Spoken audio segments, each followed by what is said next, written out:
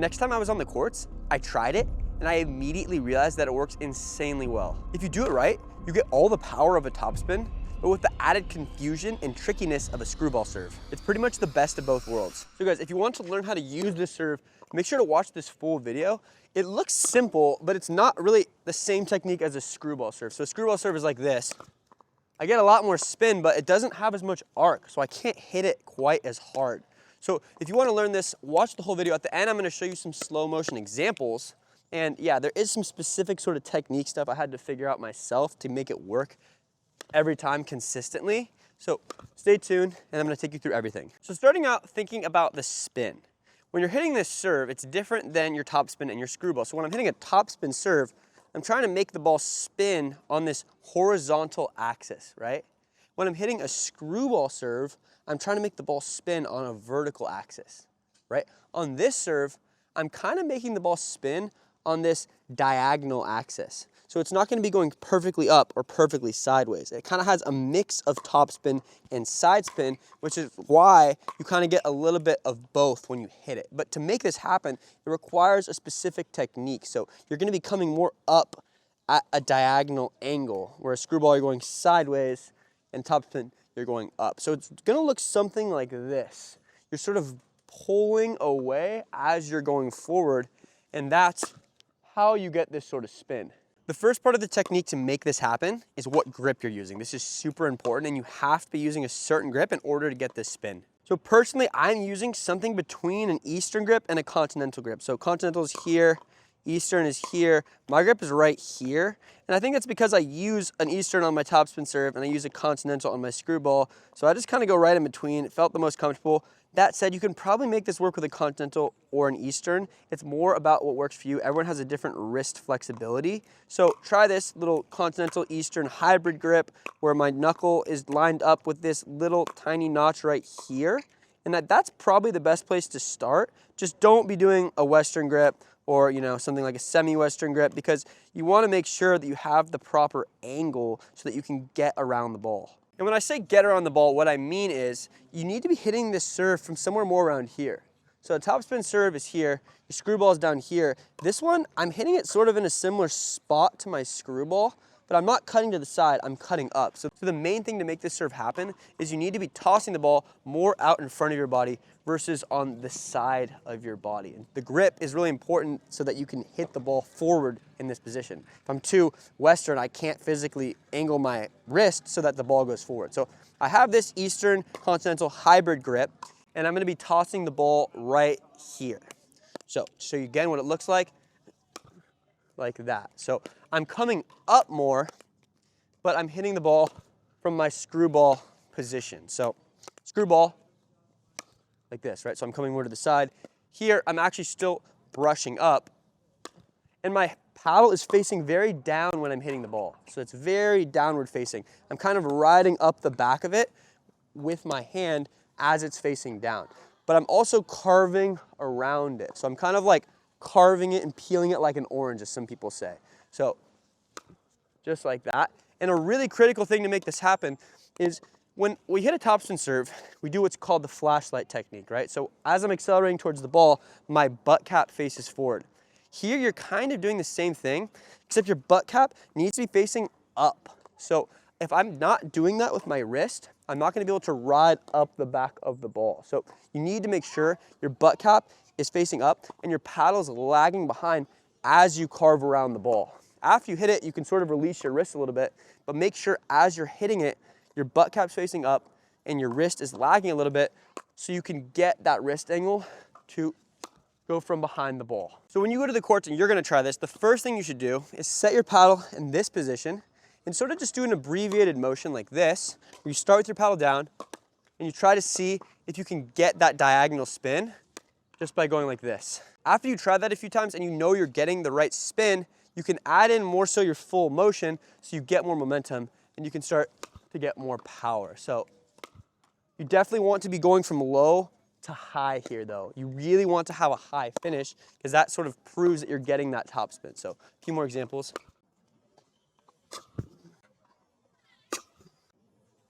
All right, now let's talk about the optimal height and the power on the serve. So what is the perfect height over the net to be hitting this serve. It's obviously not gonna be the same every single time, but when you're hitting this serve, the way I like to think about it is that you want it to be somewhere between your topspin serve and your screwball serve height. So topspin serve you can hit higher because the ball gets sucked down so much by the spin.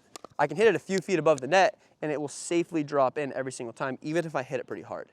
On a screwball, I probably want it a little lower because it kind of floats more, because there's not as much of that topspin bringing the ball down. There's actually no topspin bringing the ball down. On this serve, because you have both, you can kind of blend them together, and depending on which you're using more of, whether it be topspin or side spin, you can base it on that. So if I'm going for a more topspinny version of this serve, I can hit it pretty high and it'll still land in. If I want more side spin, maybe I need to keep it lower. So that one had more side spin. I hit it a little lower and it curves more to the side. I don't recommend though hitting the ball too low because it makes it riskier. You always want to give yourself at least a foot of space over the net. But depending on which kind of variation of this serve you're using, you can adjust your height accordingly. I think the golden spot to aim is probably 1.5 feet over the net. Which looks something like that. So the height is going to be one of the main things that determines your consistency on this serve, right? And you want to try to be making 9 out of 10, 10 out of 10 of these serves in when you're hitting them on the court.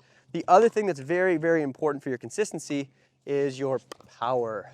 So I don't want to come out here and just start ripping these serves as hard as I can, crazy spin, because obviously I'm going to start missing it. So the goal with power, there's not really a limit.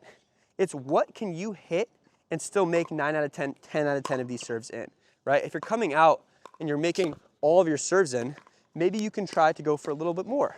But if you're missing a lot, you should probably slow the ball down and find the balance for you. So I would say 80% power on a topspin serve is best for most people. On this serve, it really depends on how comfortable you are with it. If you're just learning it, you might need to go a little bit slower before you get the hang of it and you can become consistent. So make sure to practice it a little bit before you start going for these super big bomb serves, because obviously if you do that, you're going to be inconsistent. Start off going slower like this maybe, focus on getting the right spin, and then as your comfortability increases with the serve, you can increase your power accordingly. That was a really good one. You can see it's curving away and getting that topspin at the same time. Another thing I want to mention is to get the most power on the serve, your wrist needs to be loose. So you shouldn't be setting it there with your strength and just locking it. You want it to be sort of flexing into this position, and it should be loose. It should just stay in the position because your arm is moving forward. So the momentum keeps your wrist back here. Guys, if you want more effortless power and spin when you're hitting the serve, so you don't have to force it so much, highly recommend checking out our new paddle, the Gen 4.5. This is a first of its kind foam core paddle. So it's sort of the new wave of foam core paddles.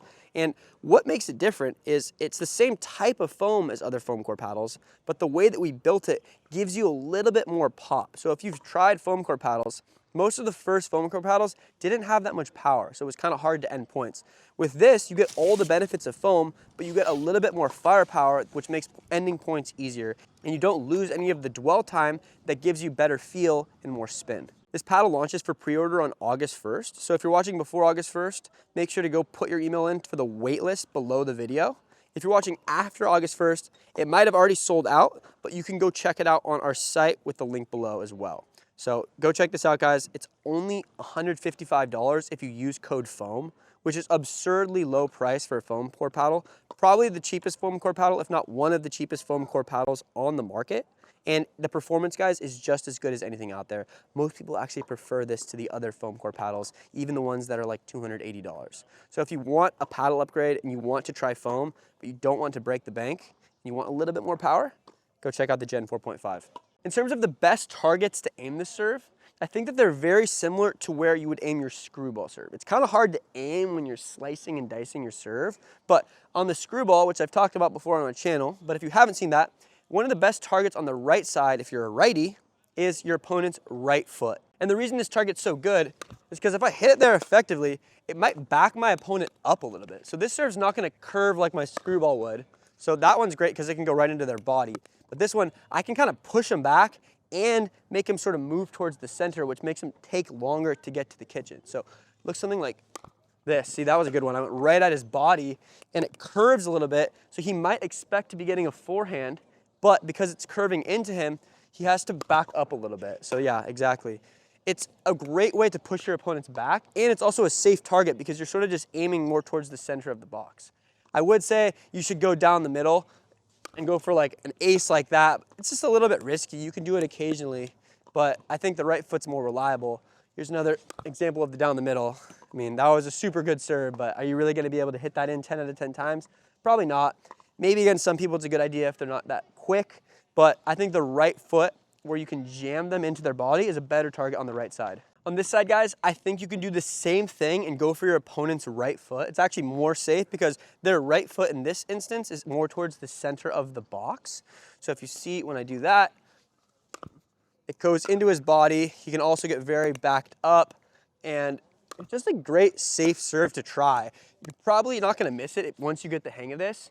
And you know, if they're not comfortable handling side spin, it can be kind of tricky for them. And guys, it's really consistent. I'm making all the ones that I'm trying here. You don't have to be going so hard, right? Just right at the right foot, pushes them back a little bit.